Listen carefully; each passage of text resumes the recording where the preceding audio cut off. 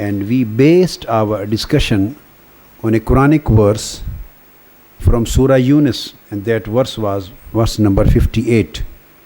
قُلْ بِفَضْلِ اللَّهِ وَبِرَحْمَتِهِ فَبِذَلِكَ فَلْيَفْرَحُوا.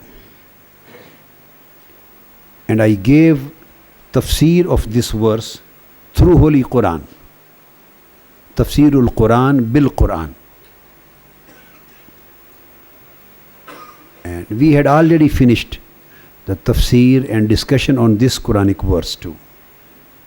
But today, before starting the new topic on the same subject, I would like to add some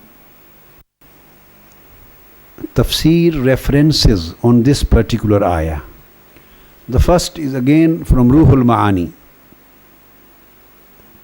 Imam Alusi, Ruhul Ma'ani, and his volume 11, page 141.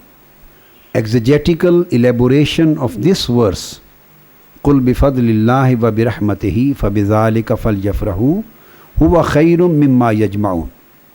Elaborating and interpreting this verse, Imam Alusi has quoted a statement of Hazrat Abdullah ibn Abbas radiyallahu ta'ala anhu. It is very relevant that to understand that at this particular place, in this particular verse, which emphasizes on فَلْيَفْرَهُ فَبِذَلِكَ فَلْيَفْرَهُ, to commemorate and celebrate and to rejoice in the form of celebrations.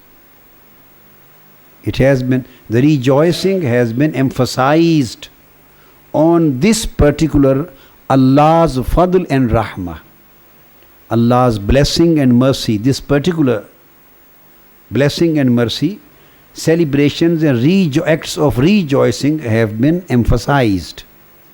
This is the relevance. Otherwise, in a common sense, you can say everybody would accept as a Muslim. Nobody would deny Holy Prophet ﷺ being Allah's fadl and being Allah's rahmah. Maybe no Muslim denies that. But when a tafsir comes, and particularly with the reference of a companion, Hazrat Abdullah ibn Abbas, and he is Imamul Mufassirin in companions in Sahaba. When a specific tafsir comes in this particular verse, where as a result of explaining the meanings of Fadl and Rahmah, or signifying its implication, then one understands that after signifying the implication of these two particular words, then the basic emphasis is being made on celebration and rejoicing of Allah's this fazl and mercy. So Abdullah ibn Abbas radiyallahu ta'ala anhu says here in this particular verse, akhraja Abu Shaykh an ibn Abbasin anna al-fadla al-ilm war-rahma Muhammadun sallallahu ta'ala alayhi wa sallam.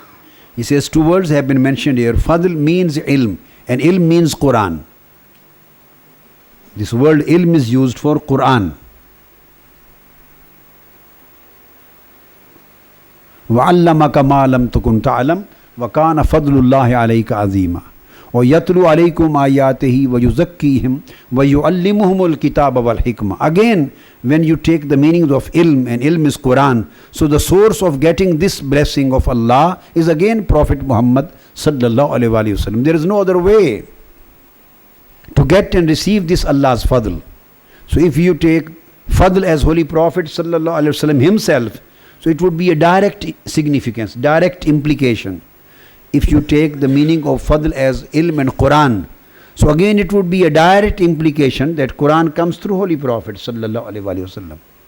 So he says here at this place that Almighty Allah has mentioned Rahmah for Holy Prophet Muhammad sallallahu alaihi wasallam. So his being Rahmah of Almighty Allah, his coming is an occasion to be celebrated and rejoicing. Is an occasion to be celebrated and rejoiced. فَبِذَلِكَ فَلْيَفْرَحُوا.